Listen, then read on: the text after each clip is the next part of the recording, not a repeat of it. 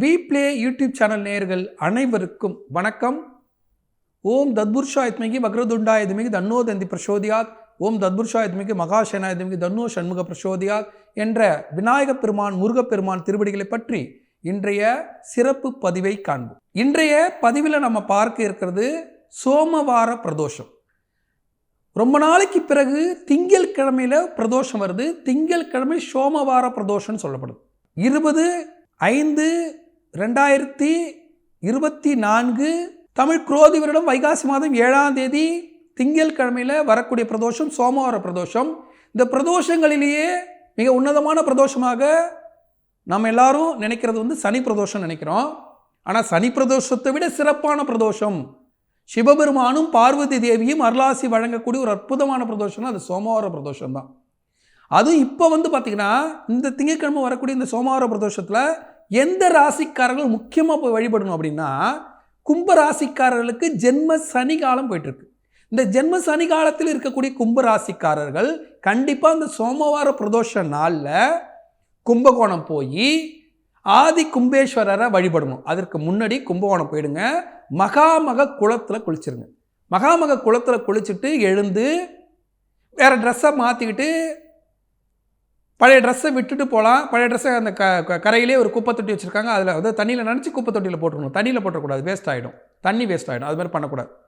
அதில் நினச்சி குப்பை தொட்டியில் போட்டுட்டு புது ட்ரெஸ்ஸை மாற்றிக்கிட்டு நேராக நடந்தே போய் கும்பேஸ்வரரை பாருங்கள். கும்பேஸ்வரரை பார்த்து வணங்கிட்டு அந்த முழு நாளும் கும்பகோணத்தில் இருங்க.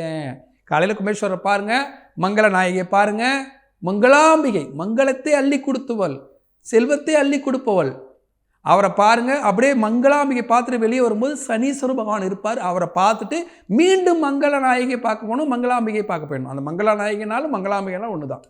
அவளை பார்த்துட்டு திருப்பி கும்பேஸ்வரர் வாசல் வழியாக வெளியே வரணும். வெளியே வந்துட்டு அங்கேயே இருங்க, பிரசாதம் வாங்கி சாப்பிடுங்க, யானைக்கிட்ட ஆசீர்வாதம் வாங்க. எல்லாம் முடிச்சுட்டு மாலை பொழுதுல பிரதோஷ காலத்தில் பால், தேன், திரவிய பொடி, தயிர் எல்லாம் பிரதோஷ பொருட்கள்லாம் வாங்கி கொடுத்து நந்தியம்பெருமானுக்கு பிரதோஷ பூஜை செய்து மீண்டும் நந்தியுடைய கொம்புக்கு இடையில நின்று கும்ப கலச நாயகனாக இருக்கக்கூடிய கும்பேஸ்வரரை பாருங்க. உடம்புலாம் சிலுக்குது. அவ்வளோ சிறப்பாக பார்க்கணும். அது கும்பராசிக்காரில் பார்க்கணும், இந்த சோமவார பிரதோஷத்தில் பார்க்கணும். அப்படி பார்க்கும்போது எல்லா இடத்துலையும் பார்த்தீங்கன்னா ஆவுடையார் இருப்பார், மேலே லிங்கம் இருக்கும், சிவபெருமானுடைய வடிவம் அதுதான். எல்லா இடத்துலையும் உருண்டையாக இருக்கக்கூடிய சிவபெருமான் அங்கே மட்டும் பார்த்தீங்கன்னா கும்ப கலசம் மாதிரி இருப்பார்.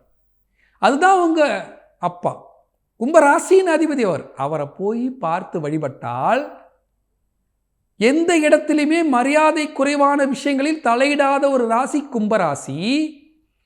உங்களுக்கு அவமரியாதையை ஏற்படுத்தி கொண்டு இருக்கிறார் சனீஸ்வர பகவான் ஜென்ம சனியாக இருந்து. இந்த அவமரியாதையிலிருந்து விடுதலை அடையணும், சனி கொடுக்கக்கூடிய பாதிப்பிலிருந்து விடுதலை அடையணும்னா அதுக்கு ஒரே தீர்வு, மிக சிறப்பான தீர்வு, எளிமையான தீர்வு, சோமவார பிரதோஷம் என்று சொல்லக்கூடிய திங்கட்கிழமை பிரதோஷ நாளில் கும்பேஸ்வரரை பார்த்து வணங்கி பிரதோஷத்தில் கலந்து கொண்டு நந்தியம்பெருமானையும் சிவபெருமானையும் கும்பேஸ்வரராக வழிபட்டு மங்களாம்பிகை வழிபடும் போது அனைத்து தோஷங்களும் விலகி ஒரு அற்புதமான வாழ்வு அமையும். வரக்கூடிய வக்ர சனி காலம் ஜூன் மாதம் 19ஆம் தேதி தொடங்கி 140 நாள், ஜூன் 19 4/11 நவம்பர் 4ஆம் தேதி வரைக்கும் 140 நாள் அள்ளி கொடுக்க சனீஸ்வர பகவான் தயாராக இருக்கிறார். அந்த அள்ளி கொடுக்கக்கூடிய சனீஸ்வர பகவான் கொடுக்கக்கூடிய யோகத்தை முழுமையாக கும்பராசிக்காரர்கள் பெற முடியும். இந்த சோமவார பிரதோஷத்தில் கும்பகோணம் போய் மகாமக குளத்தில் குளித்துவிட்டு கும்பேஸ்வரர் வழிபட்டால் இதை அனைவரும் புரிந்து கொண்டு, கும்பராசிக்காரர்கள் முழுமையாக புரிந்து கொண்டு, மற்ற ராசிக்காரர்கள் போகக்கூடாது இல்லை, கும்பராசிக்காரர்கள் கட்டாயம் போயே தெரியணும், மற்ற எல்லாரும் போகலாம். கும்பேஸ்வரர் வணங்கி, ஏன்னா கும்பத்தில் தான் சனீஸ்வர பகவான் போய்கொண்டு இருக்கிறார். கும்பேஸ்வரர் தான் தனக்குள்ள ஆக்கிரமித்து கொண்டு இருக்கிறார். சனீஸ்வர பகவானை கட்டி வச்சிருக்கார்.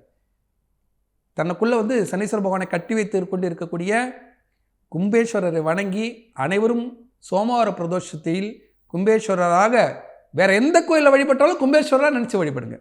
அப்படி வழிபடும்போது இறைவனுடைய அருளாசி கிடைக்கப்பட்டு அனைவரும் வாழ்க்கையில் நலமாக வாழ வாழ்த்துக்கள்.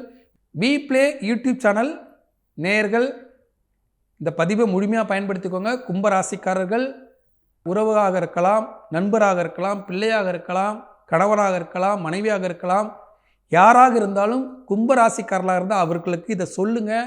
இந்த பதிவை நீங்கள் ஷேர் பண்ணுங்கள். பிப்ளே சேனலை சப்ஸ்கிரைப் பண்ணி வச்சுக்கோங்க. இதே போல் மிக உன்னதமான பதிவுகள் நான் வழங்கி கொண்டிருக்கிறேன். அவற்றையெல்லாம் பயன்படுத்தி இறைவனுடைய அருளாசி கிடைக்க வாழ்த்துக்கள். மீண்டும் ஒரு நல்ல பதிவில் உங்களை சந்திக்கும் வரை உங்களிடம் விடைபெறுவது உங்கள் வாழ்வியல் ஜோதிடர் சீதா சுரேஷ். நன்றி, வணக்கம்.